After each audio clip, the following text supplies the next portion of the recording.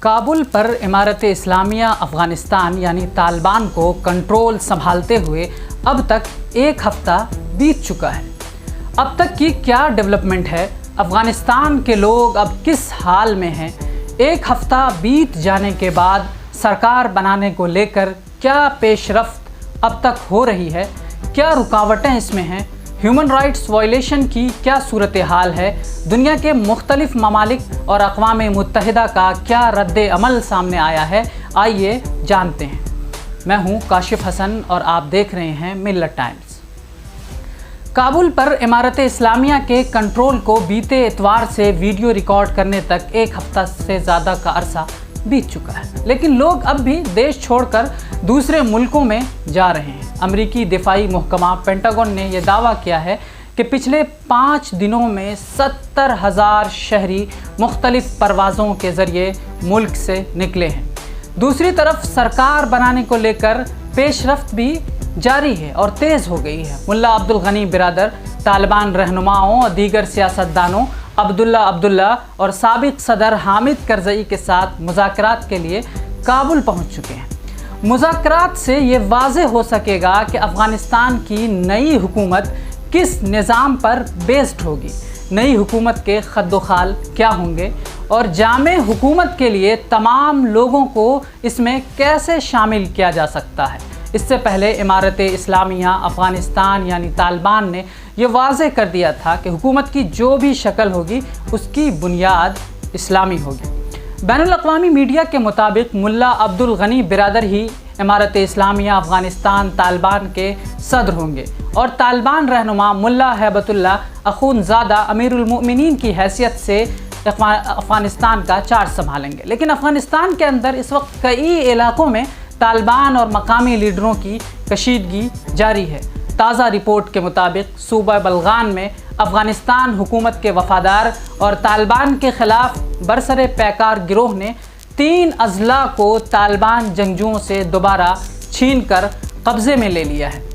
دوسری طرف 80 کی دہائی میں سوویت یونین کے خلاف بھرپور جنگ لڑنے والے مقتول رہنما احمد شاہ مسعود کے بیٹے نے پنجشیر وادی میں اپنے گڑھ سے طالبان کے خلاف لڑنے کا اعلان کیا ہے۔ لیکن یہ بھی خبر ہے کہ احمد مسعود کچھ شرطوں کے ساتھ مان گئے۔ اس جانب کوشش ہو رہی ہے۔ احمد مسعود نے کہا ہے کہ ہمارے پاس جدید اسلحہ ہے، جو افغانستان کے فوج ہمارے ساتھ موجود ہیں وہ اپنے ساتھ وہ اسلحہ لائے ہیں۔ ابھی تک طالبان پنجشیر وادی نہیں پہنچے ہیں۔ تجزیہ نگاروں کا ماننا ہے کہ یہ علاقہ طالبان کے لیے بہت بڑا مسئلہ نہیں ہے، نہ ہی احمد مسعود کو اس علاقے کے علاوہ کوئی بہت مضبوط حمایت حاصل ہے، لہٰذا وہ اس خطے میں کچھ بڑا نہیں کر سکتے ہیں۔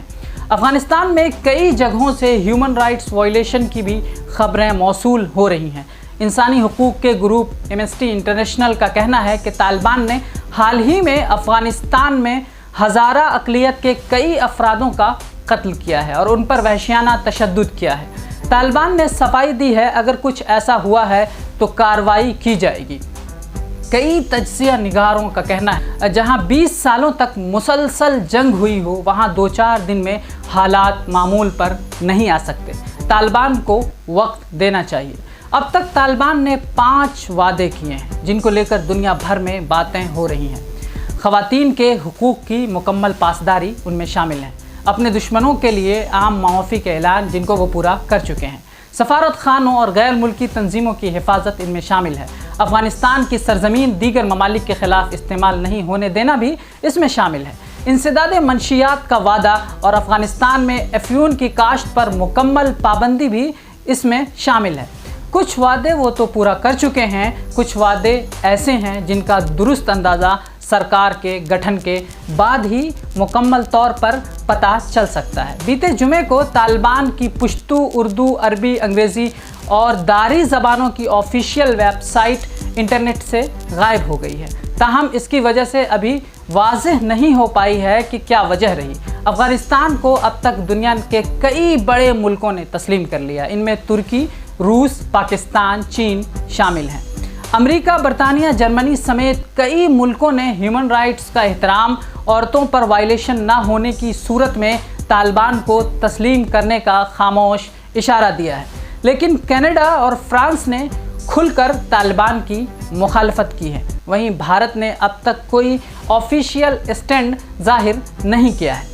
بھارت آ رہے 150 لوگوں کو، جن میں بھارتی شہری سمیت افغان شہری جن میں ہندو اور سکھ موجود تھے، طالبان نے ان سب کو روک لیا تھا اور پوچھ تاچھ کی تھی، لیکن بعد میں بھارتی شہریوں کو چھوڑ دیا گیا ہے، افغان شہریوں کو روک لیا گیا ہے۔